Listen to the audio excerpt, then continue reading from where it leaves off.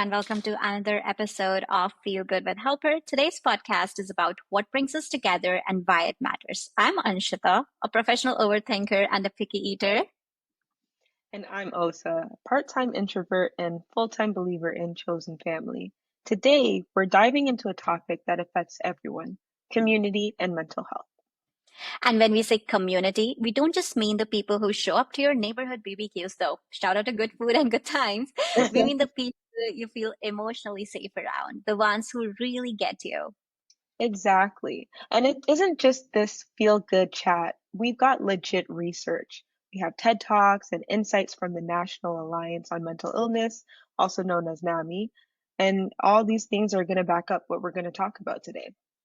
Exactly. So whether you're thriving in your social circle or feel like you haven't found your people yet, stick with us. We will talk about why connection matters, how it impacts our mental health, and how you can start building the community that you deserve. Okay, so let's start with the basics. Humans are wired for connection, like caveman level wired. Being part of a group used to literally mean survival. It gave you a good chance at finding food, protection, someone to help you yell at a mammoth. Yeah, can confirm. Yelling at a mammoth alone, not ideal. But seriously, even today, our brains are still running on that same programming, right? We crave connection and not just emotionally, but biologically as well. Exactly. NAMI, or the National Alliance on Mental Illness, explains that connection gives us purpose, support, and a sense of belonging. That's not optional. That's survival level stuff. Yeah, and research published in Frontiers in Psychology backs this up. People who reported a strong sense of community had noticeably lower levels of depression, anxiety, and stress. That's not just about being around people, it's about being seen, feeling like you matter. That emotional safety rewires the brain to feel more stable and secure. Yeah, I recently read something that said we are not just lonely, we are underconnected. And in one TEDx talk, the speaker talked about how loneliness doesn't always come from being alone, it comes from feeling like no one truly understands you. And isn't that an irony that we live in a world that is so well connected, yet so many of us feel alone? Absolutely, absolutely. That's why a true sense of community is more than just chatting with your coworkers about the weather. It's knowing that someone has your back, even when you're not okay. Yeah, so let's talk about what community actually does for your mental health besides giving you someone to split a pizza with. I don't like doing that, but Wow, now I'm getting hungry. But yes, community does go deeper. According to a March 2024 article from the newsmedical.net, building a sense of community leads to better mental health outcomes, especially in under-resourced or high-stress environments. yeah, it lowers anxiety, boosts resilience, and helps people feel less isolated. Mhm. Honestly, it's like an emotional immune system. That's a really good way to put it. Yeah, it's not just about what you receive, but also what you give. NAMI emphasizes that being useful to others gives you purpose and can be incredibly healing.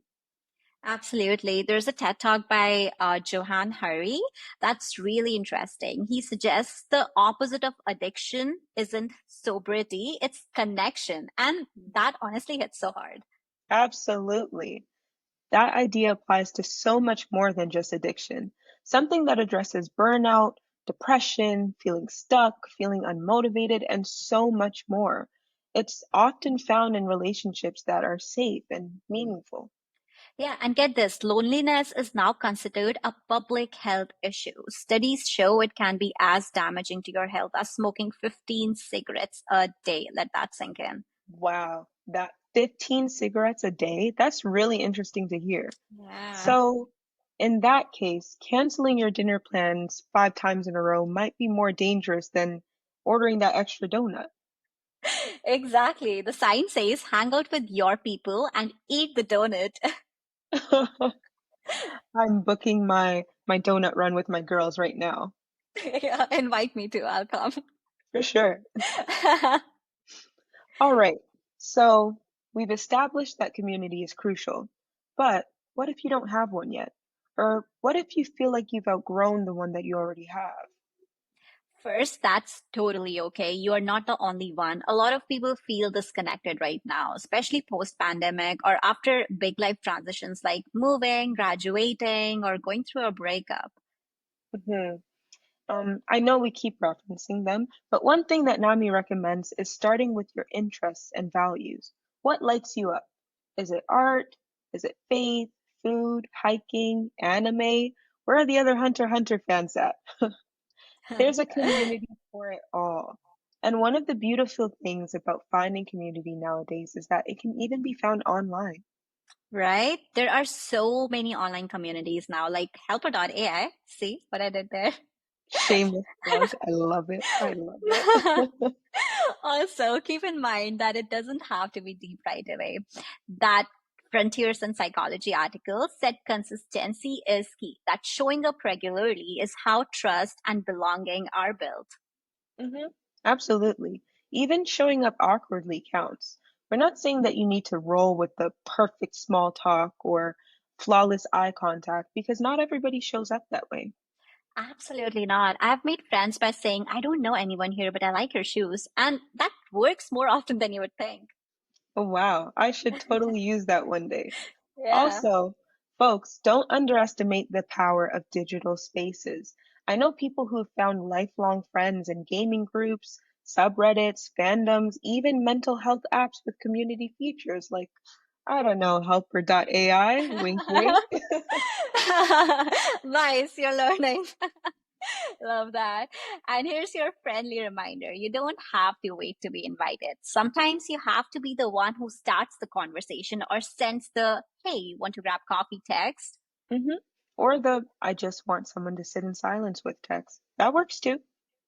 Yeah, exactly. So let's bring it home. Community is more than a buzzword. It's medicine.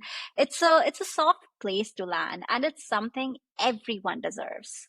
hmm It doesn't have to be big or perfect.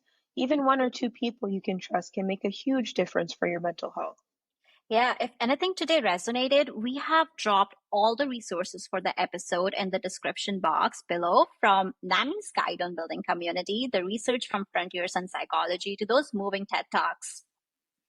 Absolutely. And we can't forget our lovely, beautiful, amazing Helper.ai. We'll include the link to our tab, which is a safe virtual space for people to connect and get mental health wellness resources and support.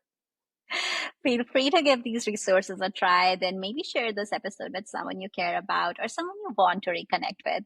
And if no one's told you today, you belong. There's space for you, and someone out there is looking for the connection you bring. Thank you, everyone, for being with us on the Feel Good with Helper episode. Subscribe, leave us a review, and remember, connection isn't a luxury, it's a lifeline. Very beautifully said. Take care of yourselves and each other. Bye. Right now.